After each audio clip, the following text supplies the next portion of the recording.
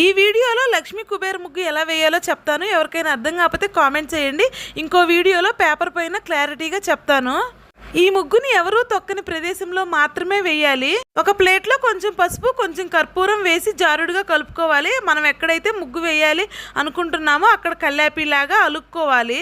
మీకు ఆవు పేడ కానీ అందుబాటులో ఉంటే ఆవు పేడతో అలుక్కోండి, చాలా మంచిది.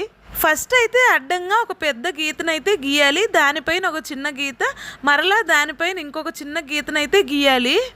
అలాగే కింద వైపు కూడా ఒక పెద్ద గీత, మళ్ళీ దానిపైన ఒక చిన్న గీత, దానిపైన ఇంకో చిన్న గీతను కూడా గీయాలి. మొత్తం పైవైపు 3 గీతలు, కింద వైపు 3 గీతలు అయితే వస్తాయి. వీడియోలో కనిపిస్తున్నట్టు కింద వైపు ఉన్న చిన్న గీతకి పైవైపు ఉన్న పెద్ద గీతకి అయితే కలుపుకోవాలి. 2 వైపులా పైవైపు ఉన్న చిన్న గీతకి కింద వైపు ఉన్న పెద్ద గీతను కూడా అలాగే కలుపుకోవాలి. అలాగే మధ్యలో ఉన్న గీతలను కూడా కలుపుకోవాలి. ముగ్గుకు 4 వైపులా బోర్డర్స్ ఖచ్చితంగా వెయ్యాలి. పసుపు, కుంకుమ, పువ్వులతో అలంకరించాలి.